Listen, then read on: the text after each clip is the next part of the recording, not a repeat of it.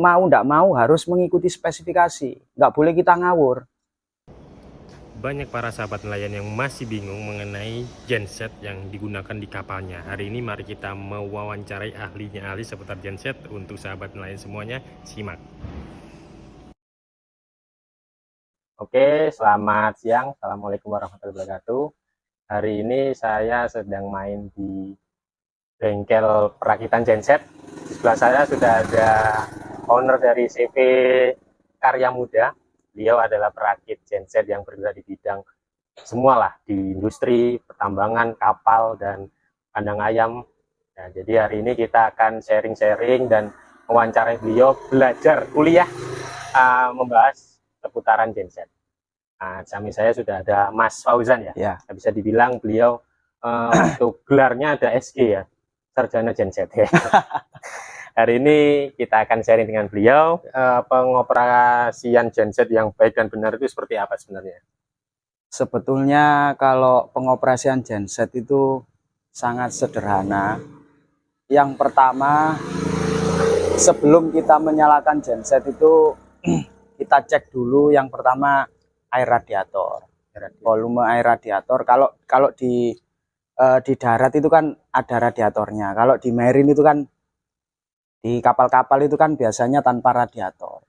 Pakai pump gitu. Ya, pakai pump. Lah kalau yang sistem water cooling system yang kayak radiator itu ya yang pertama harus dicek volume air radiator itu berkurang atau sudah memenuhi standar yang dibutuhkan di radiator. Nah, setelah cek radiator, kita cek di volume oli. Ini sangat penting sekali. Volume oli. Karena oli ini fungsinya selain sebagai pelumas mesin, fungsinya itu kan untuk mendinginkan mesin juga. Jadi kita cek oli dulu, itu sudah memenuhi standarnya apa belum. Nah, kalau misalnya kurang ya kita tambah. Nah, jadi langkah yang pertama cek radiator, cek oli, terus yang ketiga tentunya bahan bakar. Jangan sampai kehabisan bahan bakar nantinya ya. Siap. Nah, setelah itu baru kita start, kita running sebelum kita on-kan ke beban, kita running ya 1 menit 2 menit lah. Manasi lah ini. Ya, bahasanya itu memberikan kesempatan oli ini biar naik dulu sebelum dia kena beban.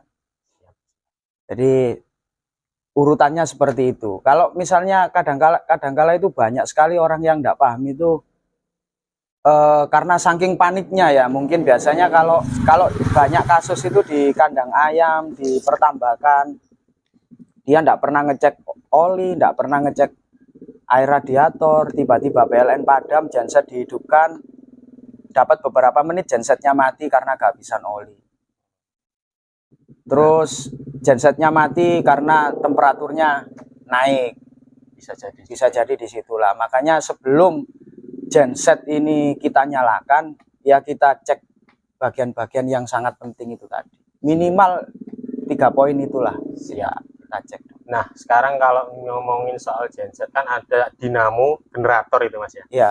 Nah, kalau dinamo ini kan untuk saat ini ada 2 tipe ya, antara Brastel sama dinamo yang sudah modern ini yang pakai AVR setter Ya. itu. Menurut Mas Fauzan perbedaan plus minusnya Kalau gimana? saya ya namanya teknologi itu kan pasti ada pembaruan. Benar. Jadi teknologi yang pertama itu katakan pakai Brastel. Setelah itu kan pasti yang namanya teknologi itu kan ada pengembangan supaya menjadi lebih baik lagi. Karena gini, kalau Brastel itu kadang-kadang lama nggak dipakai, dalam kurun waktu beberapa lama nggak dipakai. Kadang kita start generator sudah berputar tapi tegangan nggak mau naik. Itu biasanya kita pancing pakai aki dulu. Nah, itu kelemahannya di Brastel seperti itu. Terus yang kedua, karena Brastel itu ada arangnya, yang jelas arang bisa habis. Minusnya di situ. Terus yang ketiga, karena nggak ada AVR, tegangan ini dipengaruhi dari RPM mesin. Sehingga kita nggak bisa ngecun HZ yang kita inginkan. Misalnya Hazardnya kita pakai di 53. Otomatis kalau brostel itu biasanya tegangannya naik. naik. Misalnya di hazard 50 220, kita pengen ngecun hazard di 53. Di 53 itu kadang sudah naik 235. 23. Kadang 230. Apalagi yang harganya murah-murah itu, nah itu biasanya sangat rawan. Jadi saya itu sering menemukan di lapangan itu terutama untuk orang son. Orang son itu kan butuh hentakannya itu kan harus posisi tegangan ini nggak boleh ngedrop terlalu parah. Kalau brostel itu HZ kita naikkan 53, tegangan itu naik. Lah kalau tegangan naik otomatis kan pengaruh di perangkat. Benar. Standar PLN itu kan 220 maksimal di 230. Lebih dari 230 kan bisa kebakar alat elektronik. Terus yang itu kan plus minusnya di dinamo tipe Brastel ya. Iya. Terus nilai plusnya sama minusnya di dinamo yang modern ini. Kalau saya ya lebih suka yang exciter karena bisa dibilang mendekati sempurna lah. Exciter itu kan yang pertama dia tidak ada arah. Terus yang kedua di belakang generator itu ada tambahan gulungan untuk exciternya sendiri. Nah. Terus masih didukung dengan automatic voltage regulator atau AVR itu tadi. Fungsinya AVR ini kan untuk yang pertama itu namanya automatic voltage regulator itu kan supaya tegangannya stagnan, Stabil lah ya. stabil, tidak naik turun gitu. Meskipun ketika ada beban kadang-kadang turun tapi kan nggak terlalu banyak. Benar. Makanya kalau di generator exciter itu kita mau ngecun di HZ 50, 51, 52 bahkan sampai 60, tegangannya itu bisa kita atur di 220. Tuh dengan sahabat nelayan. Nah, Jadi case-nya ini gini Mas, untuk saya kan memang ibaratnya fokus di perkapalan dan nelayan. Nah, setelah saya di lapangan itu ternyata memang karena memang penggunaan dinamo nelayan-nelayan yang masih tradisional itu kan masih menggunakan dinamo tipe Brostel. Nah, sedangkan untuk mengganti ke dinamo tipe exciter seperti ini itu mereka kadang untuk penggunaan RPM mesin itu sangat awur-awuran lah ibaratnya seperti itu. Jadi menurut Mas gimana? Kenapa dinamo tipe exciter itu memang harus dan wajib ya di RPM 1500 itu kenapa? dari gini, genset itu kan ada beberapa tipe. Ada yang 1500 RPM di HZ50, ada yang 3000 RPM di HZ50. Kita bicara yang 1500. Kenapa generator exciter itu jika tidak memenuhi RPM yang sudah standar, AVR cepat rusak. Benar. Nah, ini kan kadang-kadang orang ini kan tidak tahu. Jadi kan pinginnya itu ketika start awal, dia itu stasioner dulu, gasnya dinaikkan, semacam kayak diesel dompeng itulah ya. Nah, kalau yang exciter itu tidak bisa seperti itu. Yang namanya standar, yang namanya istilahnya spek yang sudah ditentukan oleh pabrik, kita nggak boleh melawan spek itu. Jadi kalau kita lihat di AVR itu kan ada LED indikator. Di AVR itu yang warnanya merah itu sebetulnya bisa saya katakan LED itu sebagai indikator generator ini sudah terpenuhi di 1500 apa belum. Makanya dibalik, ketika dia sebelum 1500 itu tanda warna LED itu kan nyala. Benar. Lah kalau kita kita lihat kenapa warna LED-nya warna merah. Warna merah ini adalah identik dengan emergency. Kalau kita lihat dipsi atau modul-modul genset itu kan pasti ada, kalau misalnya ada alarm itu kan ada tanda warna merah kedip-kedip. Iya. Nah, kalau kita hubungkan, kita tarik ke warna merah LED di AVR, itu tandanya ketika AVR itu LED-nya berwarna merah, LED indikator berwarna merah, berarti generator itu masih belum memenuhi RPM yang sudah ditentukan oleh spesifikasi generator tersebut. Makanya kita tidak mau harus mengikuti spesifikasi, nggak boleh kita ngawur. Sekarang kita balik aja ya. Contoh genset yang sudah jadi, yang bell up, ya katakan merek branded sekelas Perkin lah, boleh ya ini ya? Boleh. Mana ada kita setat gensetnya, kita setat cekik greng jeng kan nggak ada. Iya. Nggak ada. Begitu setat dia kan langsung RPM-nya langsung 1500. Karena gini Mas, di nelayan ini kan kadang untuk panel pun mereka tidak diberi gitu Nah, loh. Jadi fungsinya panel itu sangat penting juga toh Mas, penting, untuk penting melihat sekali untuk voltase, indikator. Ya, frekuensinya juga kan seperti itu ya. Jadi selain melihat dari AVR, fungsi panel ini untuk membantu juga untuk ibaratnya apa ya, memandu lah kan iya, gitu. heeh. Siap siap. Jadi panel itu ya memang kalau boleh saya bilang itu wajib, Wajib. wajib. Karena panel itu kan kalau panelnya genset itu kan ada mulai dari panel performa engine, dari temperatur, terus dari tekanan oli, ya kan. Terus ada kalau kita ke generator ada tegangan, ada HZ, ya kan.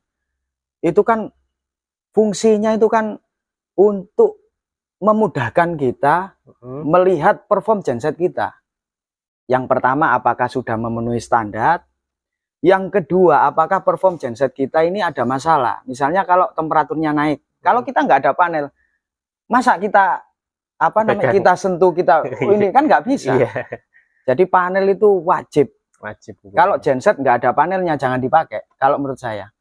Gitu. Ibaratnya sepeda motor kalau nggak ada spionnya, kan bahaya juga. Betul. Gitu loh. Bahasanya seperti itu. Kendalanya seperti itu sih Mas di lapangan itu. Makanya teman-teman untuk penggunaan panel ini perlu sangat wajib sekali lah istilahnya, wajib diberi sekali. Di setiap kapal itu harus ada lah gitu. Terus untuk sekarang kan banyak dipermasalahkan Mas, masalah hanya simpel sekedar satuan lah, KVA sama KW itu dipermasalahkan sama orang-orang, padahal kan itu hanya beda satuan kan gitu. Itu banyak sekali saya jumpai di lapangan itu, terutama orang-orang yang awam. Kadang orang nun sewu, kadang orang yang baru prakit genset pun nggak bisa membedakan antara satuan KVA dengan satuan KW. KVA ini boleh saya bilang, mungkin kalau keliru nanti bisa dikoreksi, itu daya semu. Daya semu. Kalau KW itu daya nyata. Daya nyata itu daya yang benar-benar digunakan. Itu kan daya itu kan P ya. P. Nah, itu rumusnya itu kan P sama dengan V kali I. Nah, V itu tegangan, I itu adalah kuat arus ampere itu tadi. Lah kalau kita misalnya 31 kVA, kadang-kadang orang awam itu 31 kVA itu sama dengan 31.000 watt. Padahal itu salah. Kita kalikan dulu cos P-nya 0,8, baru nanti ketemu KW-nya. Ya kalau genset itu enggak bisa seperti itu. Harus ada efisiensi, harus ada batasan standar spare yang harus kita gunakan. Contoh yang paling sederhana saya aplikasikan ke sepeda motor. Sepeda motor itu katakan speedonya itu sampai di 150 km per jam. Pertanyaannya, apakah bisa dia melaju sesuai dengan kecepatan maksimal? Pertanyaannya bisa, jawabannya bisa. Tapi muncul lagi kan pertanyaan, apakah awet? Nah, genset sama. Genset 1000 watt, kita gunakan 1000 watt. Bisa? Ya bisa. Tapi apakah awet? Nah, ini. Jadi makanya harus ada spare. Soal long ini ya, lifetime-nya ya. Lifetime-nya gitu. Terus gini, untuk mesin penggerak ini untuk di kapal kadang banyak yang nggak standar. Jadi katakanlah misalnya kapasitas untuk 85 kVA dia pakai 4 silinder. Nah itu pengaruh mesin itu sebenarnya seberapa penting Mas untuk dinamo yang digerakkan lah. Jadi genset itu adalah jantungnya itu adalah di engine. Mesin penggeraknya. Kalau saya lebih suka lebih baik mesin penggeraknya diperbesar. Kalau saya lebih suka seperti itu. Daripada generatornya besar, mesinnya kecil. Ya nggak akan bisa maksimal. Diapa-apain nggak akan maksimal. Kan secara teori kan kadang penggerak harus lebih besar. Harus lebih besar. Dinamo yang digerakkan iya. Seperti itu. Kalau saya seperti itu. Karena nanti ketika dia beban mencapai di 70%, perform mesin ini nggak akan turun. Kalau kalau kapasitas mesinnya lebih besar. Kalau mesinnya kecil, kadang-kadang itu jangan beban di 50, beban di 20% saja mesinnya sudah ngos-ngosan. Ngos-ngosan gitu. Kan gitu. Benar-benar. Terus ngomongin soal mesin Mas, untuk di genset itu kan kenapa sih harus mengganti bospom ini di setel jadi bospom industri? Itu fungsinya apa sih bospom industri? Nah gini, jadi sebelum kita menjawab ke bospom industri itu tadi. Jadi ini perlu saya garis bawahi. Kalau kita ngerakit genset dengan menggunakan mesin kendaraan, itu kan kalau sekarang itu kan perakit-perakit itu kan bekasnya kendaraan kita jadikan genset mesinnya. Lah itu wajib kita ganti industri. Tujuannya kita ganti bos pom industri itu adalah karena ketika dia terkena beban itu secara langsung RPM-nya itu akan naik. Jadi nggak sampai ngedrop. Iya. Karena gini, kalau di kendaraan itu kan contoh kendaraan itu posisi pas posisi lagi naik tanjakan gitu ya. Itu kan untuk memperbesar RPM itu kan gasnya ditarik pakai manual. Iya. Nah, fungsinya karena kita pakai genset kan nggak mungkin kita nungguin. Oh, ini bebannya lagi maksimal terus kita gas kan nggak mungkin. Iya. Lah, disitulah peran yang namanya bos pom industri atau gubernur industri berperan sangat penting. Ketika ada beban, jangan sampai mesin ini ada drop, ada kekurangan bahan bakar. Nah, disinilah peran gubernur itu, dia secara otomatis membantu, ya. Jadi secara langsung itu langsung otomatis dia ngegas sendiri, bahasanya seperti itu. Lah, kalau mesin yang kita pakai itu sudah mesin industri dalam artian memang bawaannya genset, ya kita nggak perlu ganti gubernurnya. Apa minimal yang diperhatikan seperti itulah. Siap lah, terima kasih banyak lah Mas. Untuk itu selanjutnya nanti kita akan spill bengkelnya Karya Muda ini, nanti kita jalan-jalan di bengkelnya. Terima kasih atas waktunya teman-teman, terima kasih Mas. Siap. Assalamualaikum, salam sehat buat kita semua.